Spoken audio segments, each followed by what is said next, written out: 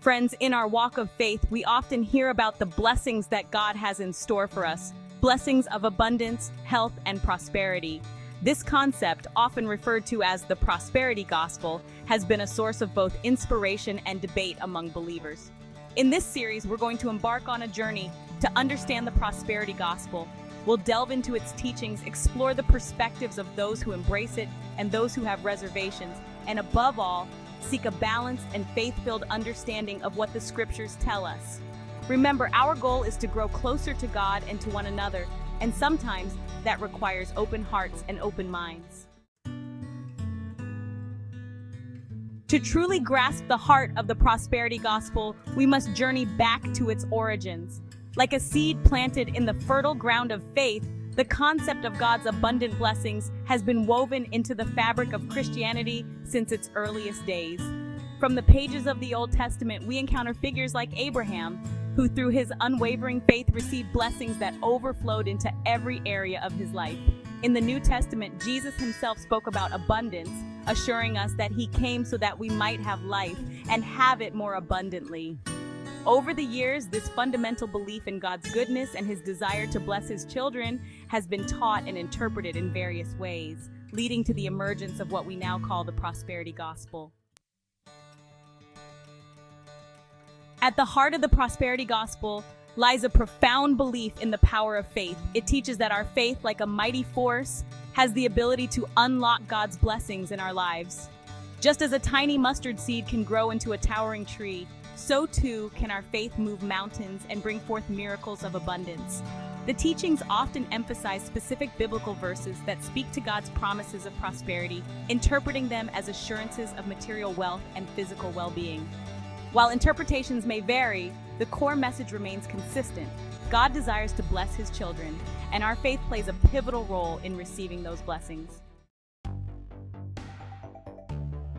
The message of prosperity has resonated far beyond the walls of any one church or denomination, becoming a global phenomenon that has touched countless lives. From bustling megachurches in the United States to humble village gatherings in Africa, the prosperity gospel has found fertile ground in diverse cultures and communities. It's a message that speaks to the universal longing for a better life, a life free from want and filled with God's blessings. We'll explore the impact of this teaching on various cultures, examining how it's been embraced, adapted, and integrated into different social fabrics. Like any teaching that sparks such widespread attention, the prosperity gospel has also faced its share of scrutiny and criticism. Some argue that it places too much emphasis on material wealth, potentially overshadowing the importance of spiritual growth and the call to serve others.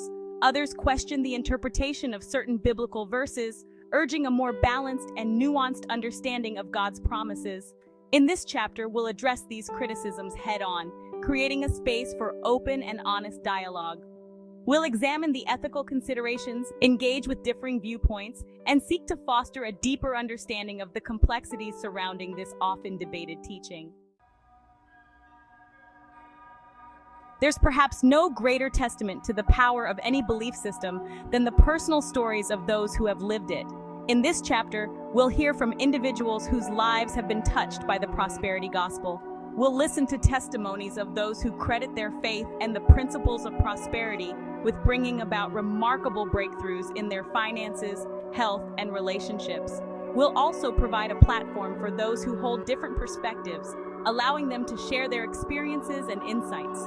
By listening to these diverse voices, we can gain a more comprehensive understanding of the impact of the prosperity gospel on individual lives.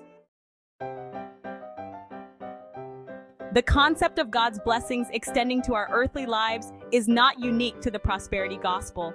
Throughout history, various faith traditions have explored the relationship between spirituality and material well-being. In this chapter, we'll take a broader look at how other Christian denominations view prosperity, exploring the nuances and common threads that connect these beliefs.